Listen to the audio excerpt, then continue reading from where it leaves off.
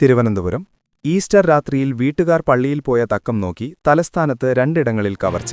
കരിങ്കുളം പുല്ലുവിളയിൽ അയൽവാസികളായ 2 വീടുകളിലായി നടന്ന മോഷണത്തിൽ 17.5 പവൻ സ്വർണവും 6.25 ലക്ഷത്തിലധികം രൂപയും നഷ്ടപ്പെട്ടു. പുല്ലുവിള പഴിയതുര പുരയിടത്തിൽ മിനി, സമീപവാസി ബ്രിജിറ്റ് എന്നിവരുടെ വീടുകളിലാണ് മോഷണം നടന്നത്. ശനിയാഴ്ച രാത്രി 11 മണിയോടെ മിനിയും കുടുംബവും ഈസ്റ്റർ കുർബാനയ്ക്കായി പുല്ലുവിളയിലെ പള്ളിയിലേക്ക് പോയിരുന്നു. പുലർച്ചെ 2 മണിയോടെ തിരിച്ചെത്തിയപ്പോഴാണ് വീടിന്റെ പിൻവാതിൽ തുറന്നുകിടക്കുന്നത് ശ്രദ്ധയിൽപ്പെട്ടത്.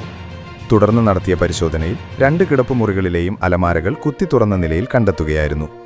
മിനിയുടെ വീട്ടിൽ നിന്ന് മാത്രം മാലകൾ, വളകൾ, ബ്രേസ്ലെറ്റുകൾ, മോതിരങ്ങൾ എന്നിവയുൾപ്പെടെ 17.5 പവൻ സ്വർണവും 6,65,000 രൂപയും നഷ്ടമായിട്ടുണ്ട്. അയൽവാസിയായ ബ്രിജിറ്റിന്റെ വീട്ടിൽ നിന്ന് 2 ഗ്രാം സ്വർണവും 500 രൂപയുമാണ് കവർന്നത്. രാത്രി 11:30 പള്ളിയിൽ പോയ ഇവർ പുലർച്ചെ 1 മണിക്ക് തിരിച്ചെത്തിയപ്പോഴാണ് കവർച്ചാ വിവരം അറിഞ്ഞത്. 2 വീടുകളിലും അടുക്കളവാതിൽ കുത്തിത്തുറന്നാണ് മോഷ്ടാക്കൾ അകത്തു കയറിയത്. കൂടുതൽ വാർത്തകൾക്കായി താഴെ കൊടുത്ത ലിങ്കിലൂടെയോ ഫോൺ നമ്പറിലൂടെയോ എന്റെ നാട് വാർത്താ വാട്സപ്പ് ഗ്രൂപ്പിൽ ജോയിൻ ചെയ്യുക. 8129622842